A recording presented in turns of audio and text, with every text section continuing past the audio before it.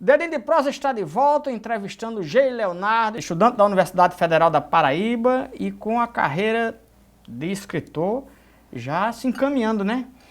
E eu perguntei a você no bloco anterior o seguinte, a pessoa sabe, lhe contou essa história ou você presenciou essa história que está no livro? Presencio até hoje. Naturalmente é uma pessoa jovem, né? Não. Não? E o que é que tem de especial? Dê uma dica assim, o que é que tem de... Seria sua mãe, sua tia, seria o quê? Não, minha mãe já leu o livro, mas ela não conseguiu assimilar. Foi, né? Foi, é uma pessoa próxima. A que público, qual é o público que poderá se interessar por uma história dessa, que você imagina?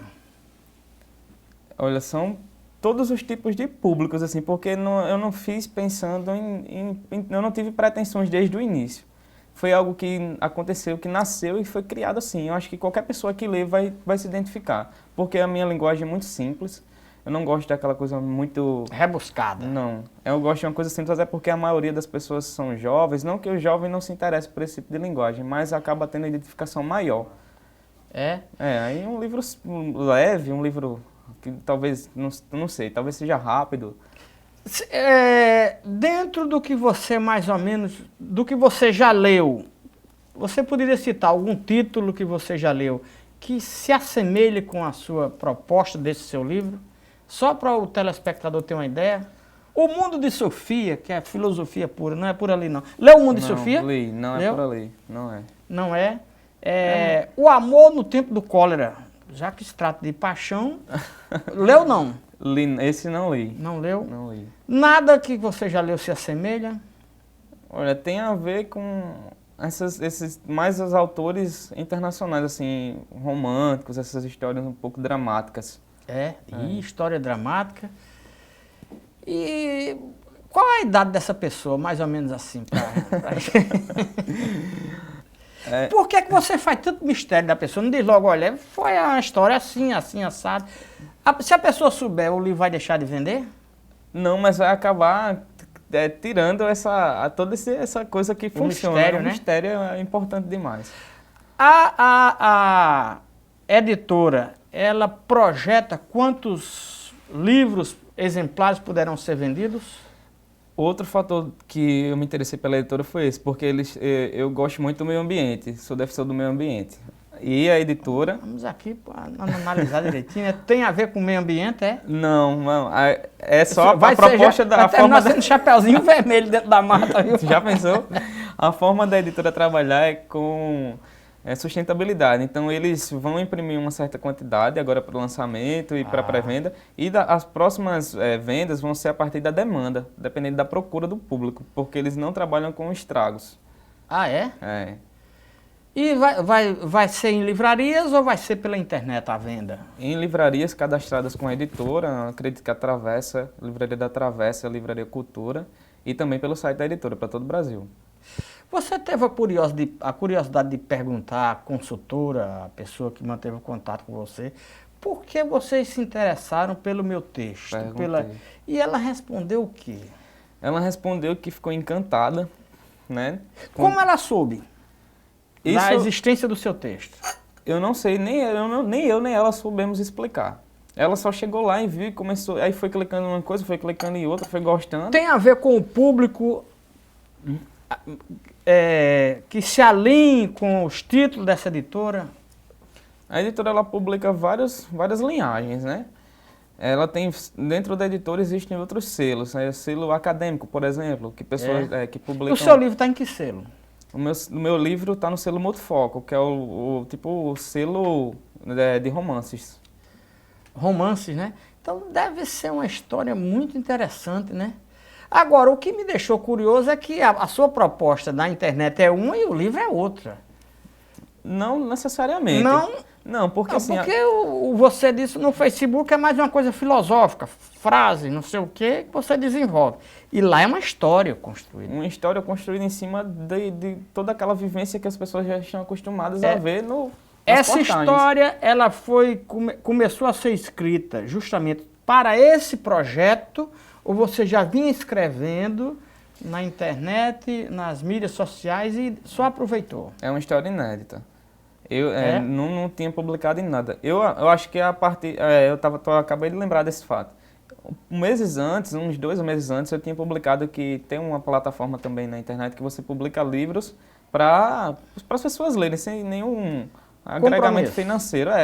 Uma rede social para quem escreve e quem lê. E eu tinha prometido aos leitores que eu ia escrever. Não, vou começar a escrever um livro para vocês. Ponto.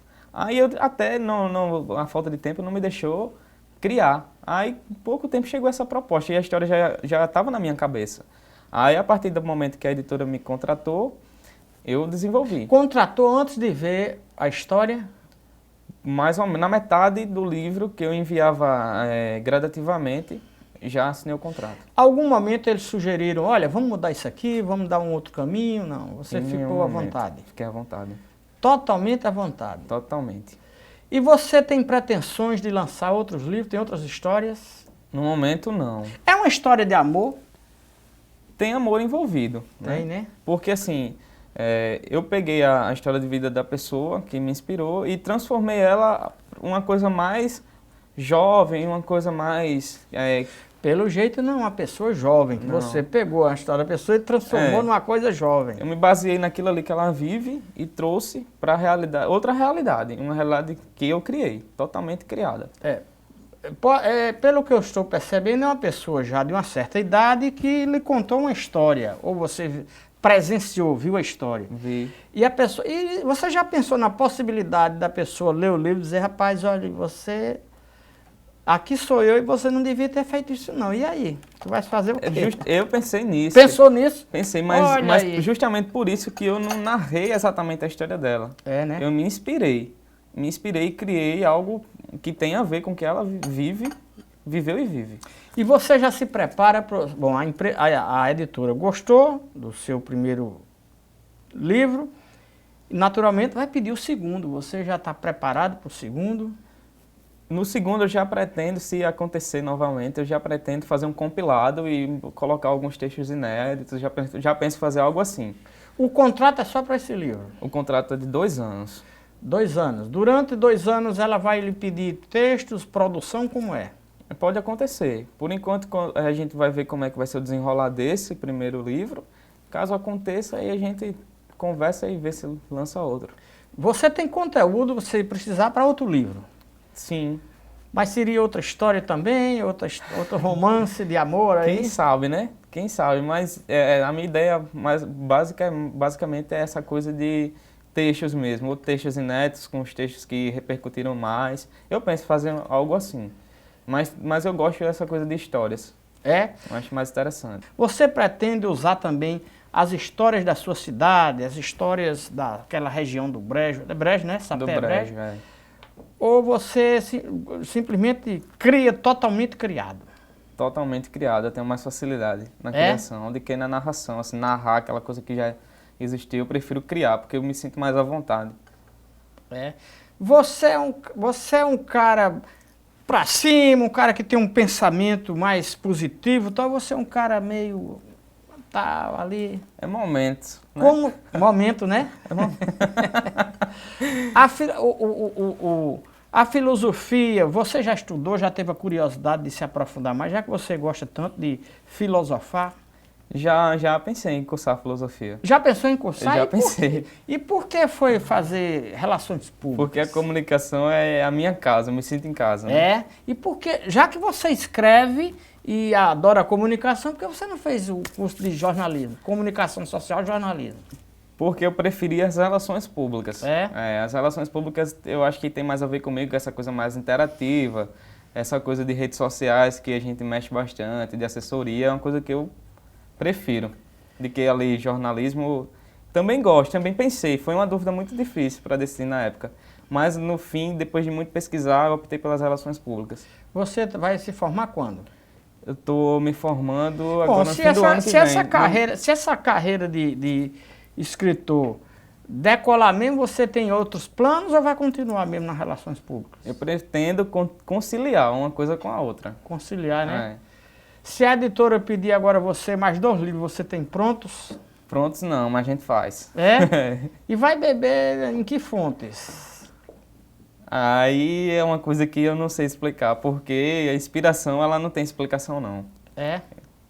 Augusto dos Anjos, você tem algum, o conterrâneo dele, tem algum interesse por ele ou leu apenas para não ficar feio dizer eu sou de Sapé e não li Augusto dos Anjos? Não, eu gosto bastante de Augusto. É? Ele é uma fonte de inspiração porque as coisas que ele escreve são, apesar de ter sido há muito tempo atrás, ainda são presentes até hoje. Então eu gosto do estilo dele. Ok, meu amigo, a entrevista é maravilhosa, quero agradecer a você e outra oportunidade a gente volta a bater um papo. Tudo certo. Ok? Tudo bem. Dedinho de Prosa vai ficando por aqui, até a próxima.